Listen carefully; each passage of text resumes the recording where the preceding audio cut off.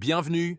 Maintenant que nous avons abordé les paramètres de mise en service de l'eau chaude sanitaire, nous allons procéder à la mise en service du circuit de refroidissement.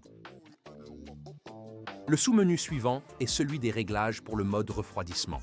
Il permet de configurer le système pour le fonctionnement en mode refroidissement. En utilisant le sous-menu 2.1, mode froid, nous indiquons à la pompe à chaleur si l'installation doit activer le mode refroidissement ou non. Réglage 2.2, T4, fraîche.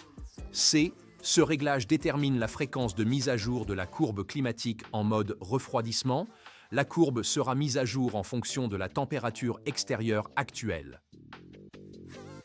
Réglage 2.3, T4C max, définit la température maximale de l'air extérieur pour laquelle l'unité peut fonctionner en mode refroidissement.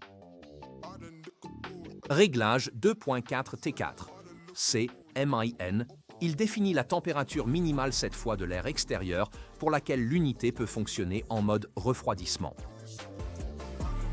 Réglage 2.5 DT1 SC définit la plage entre la température d'alimentation en eau T1 et le point de consigne T1S dans laquelle l'unité commence à fonctionner en mode refroidissement.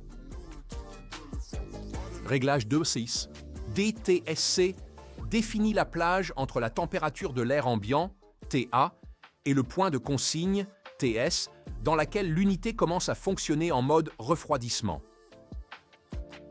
Réglage 2.7T intervalle. C définit les minutes minimales entre l'arrêt du compresseur et le redémarrage ultérieur en mode refroidissement. Cette valeur n'est pas réglable. Réglage 2.8 T1-7C1 définit le point de consigne maximum d'alimentation en eau pour la courbe climatique personnalisable en mode refroidissement. Réglage 2.9 T1-7C2 définit le point de consigne minimum d'alimentation en eau pour la courbe climatique personnalisable en mode de refroidissement. Réglage 2.10 T4 C1 définit la température minimale de l'air extérieur à laquelle le point de consigne T1-7C1 est activé pour la courbe climatique personnalisable, toujours en mode refroidissement. Réglage 2.11 T4C2 définit la température maximale de l'air extérieur à laquelle le point de consigne T1-7C2 est activé pour la courbe climatique personnalisable en mode refroidissement. Réglage 2.12 Zone 1 C émission définit le type d'émetteur en mode refroidissement de la zone 1 du système. Réglage 2.13 Zone 2 C émission définit le type de système de distribution en mode refroidissement de la zone 2 du système.